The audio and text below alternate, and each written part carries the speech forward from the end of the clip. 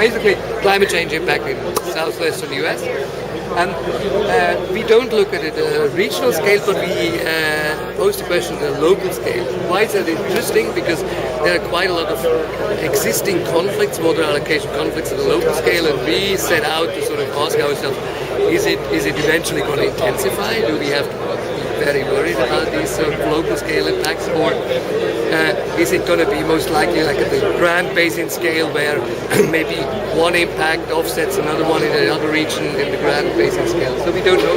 We set out asking the question, and what we are looking at is the Costilla Creek Basin. It's a very small basin in the upper reaches of the Rio Grande, and it's interesting from many perspectives, but mostly because this Costilla Creek is actually a transporter river. It's a very small river, and it crosses into Colorado State from New Mexico and then back into New Mexico again several times, where the water is used for, in the downstream alluvial plain, it's used for irrigation, and there you have these sort of transporters interstate disputes. And the question is, what will happen with that hydrological system in the future? Under a typical climate change scenarios.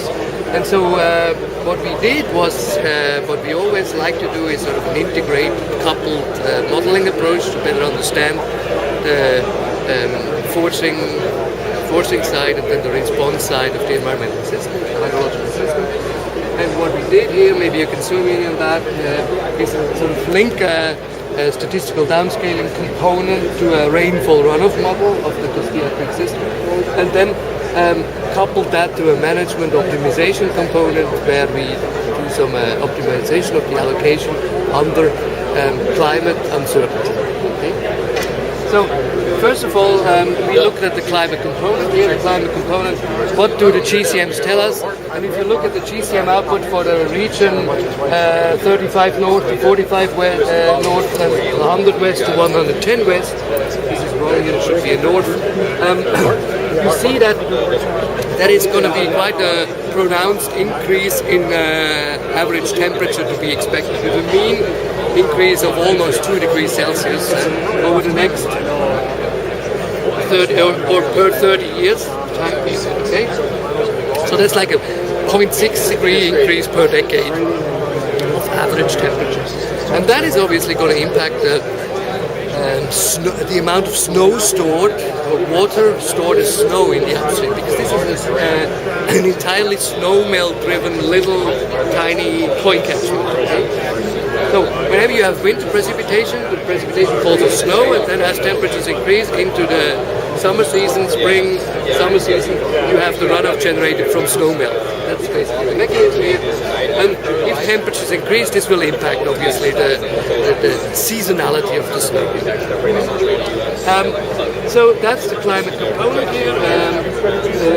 It's too much to go into details. Maybe I can talk about the details on Friday and on the Thursday afternoon, where we detail this more, the climate component. Here you see a depiction of the sort of a toy depiction of the rainfall runoff model with the headwater at the Colorado, New Mexico border. These are the headwaters up here, and then you have the Costilla Reservoir here, and you come into midstream. This is the midstream area, and then the canyon mouth area down here. Okay, so we translated our understanding of the system into a conceptual lump parameter rainfall runoff model, and used some different data sources for calibration and for validation of the rainfall runoff model. It's kind of okay.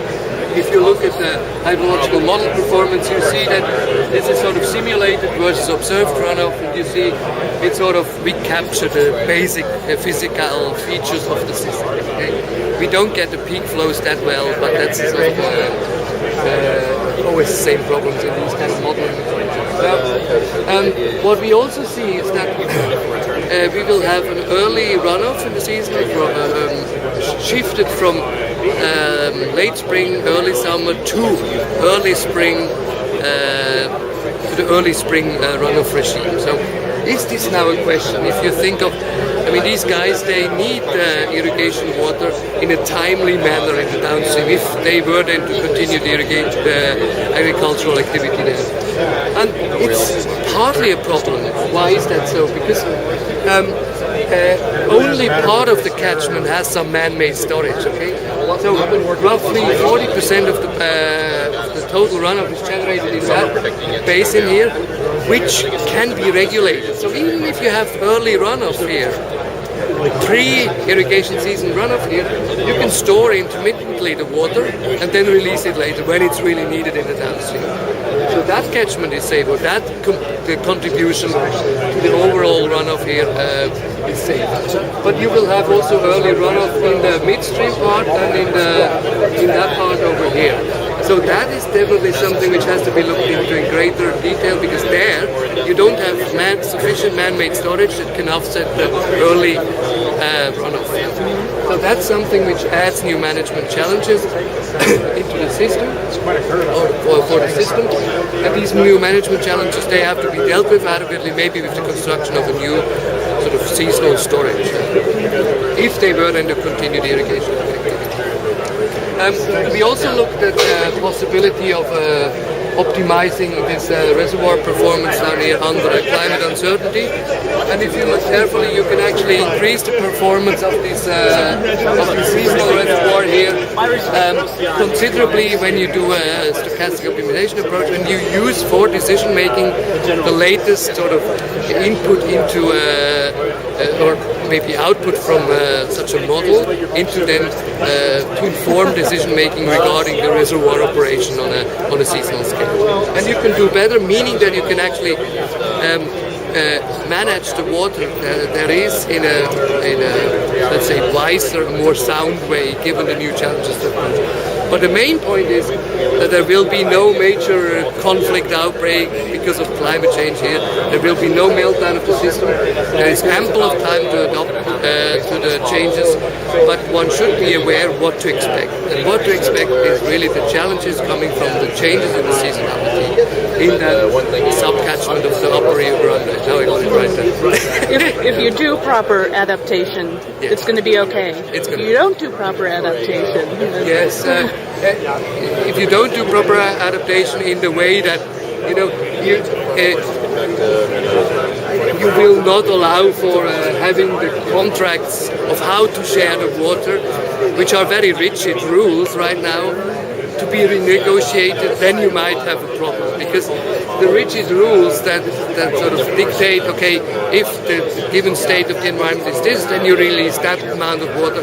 This is no longer applicable in the future, so that has to be sort of renegotiated. But this compact has been renegotiated already once, so I'm sure that the stakeholders, they can sit down at the table and sort of go over their books and come up with good sharing solutions between downstream, upstream, and then downstream again. That's basically it. Thank you. You're welcome. And this is a part I've been doing with Scott Sellers. He was a student of ours. Adam Depp also. Tanja Aikela, obviously, the Delaware Schlager, and it's financially supported by Cork Arches from the Lamont Doherty Earth Observatory. Okay, great. Thank you.